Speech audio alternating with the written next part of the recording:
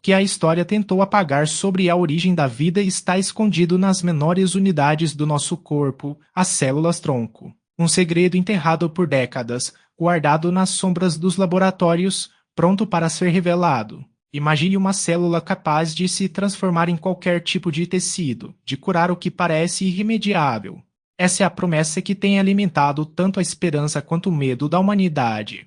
Nos próximos minutos, vamos desvendar a verdade obscura que poucos ousam contar e descobrir como uma descoberta científica pode mudar o futuro da medicina ou destruir tudo o que conhecemos. Segure firme, porque o que você está prestes a ouvir vai desafiar tudo o que você pensa sobre vida, morte e regeneração. Esta é a história da célula que pode ser a chave para a imortalidade ou a nossa ruína. Tudo começou no início do século XX, quando o biólogo alemão Alexander Maximov propôs, pela primeira vez, a existência de uma célula indiferente capaz de gerar todos os tipos sanguíneos. Na década de 1950, o médico canadense Ernest Messer-Kulosch e o fisiologista James Steele, trabalhando no Ontario Cancer Institute, isolaram pela primeira vez as células tronco hematopoéticas em camundongos, provando que elas realmente existiam. Os números eram impressionantes. Menos de 1% das células da medula óssea eram capazes de repovoar todo o sangue de um animal irradiado.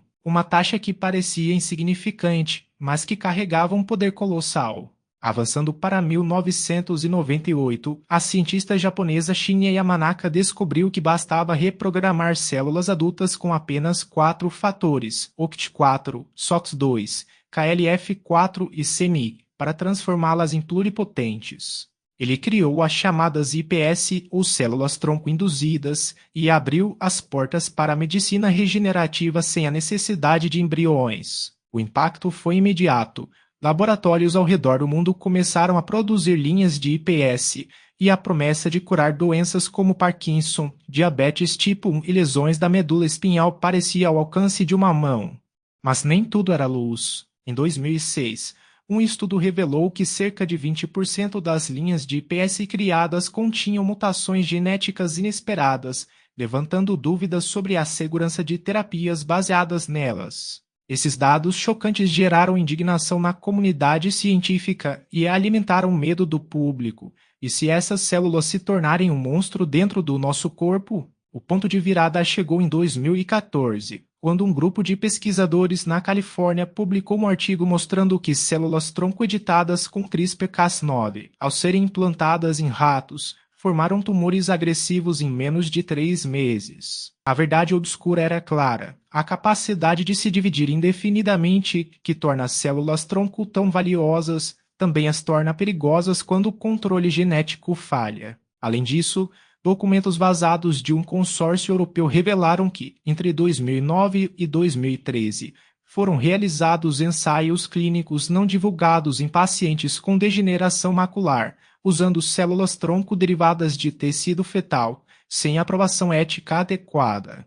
Esses ensaios resultaram em inflamações oculares graves, deixando dezenas de pacientes com visão ainda pior. O escândalo foi encoberto por anos, até que um jornalista investigativo trouxe à luz o caso, provocando uma onda de protestos globais. O conflito se intensificou quando governos começaram a legislar a pesquisa com células tronco embrionárias, enquanto grupos religiosos e bioéticos exigiam limites rígidos. A batalha se tornou não apenas científica, mas moral, política e econômica.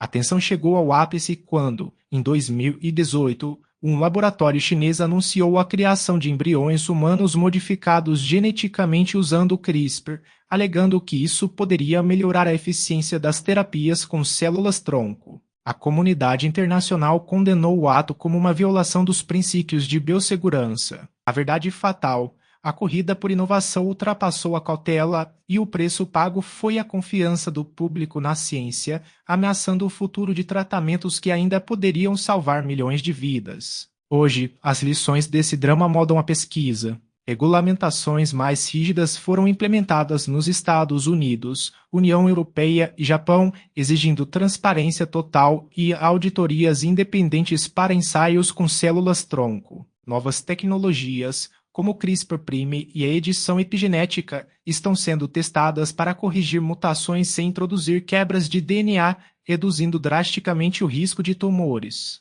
Empresas biotecnológicas investem bilhões em terapias baseadas em iPS para doenças cardíacas, e os primeiros pacientes já relatam recuperação parcial da função cardíaca após transplantes de células-tronco. Os números são promissores. Mais de 30% dos pacientes tratados mostraram melhora significativa nos primeiros 6 meses. Ao mesmo tempo, a ética evoluiu. Comitês globais agora incluem representantes da sociedade civil, garantindo que a voz dos pacientes seja ouvida antes de qualquer procedimento experimental. O legado dessa controvérsia é um campo mais maduro, onde a esperança caminha lado a lado com a responsabilidade. A ciência das células-tronco não desapareceu, ela se reinventou, mais forte e mais cautelosa. No silêncio que segue a tempestade, resta uma pergunta: até onde estamos dispostos a ir para controlar a própria essência da vida? A resposta pode estar nas próximas décadas, quando a medicina regenerativa talvez nos permita viver não apenas mais, mas de forma diferente, redefinindo o que significa envelhecer. Mas lembre-se, cada avanço traz consigo sombras que exigem vigilância constante. O futuro das células-tronco está em nossas mãos e o peso dessa escolha ecoará por gerações.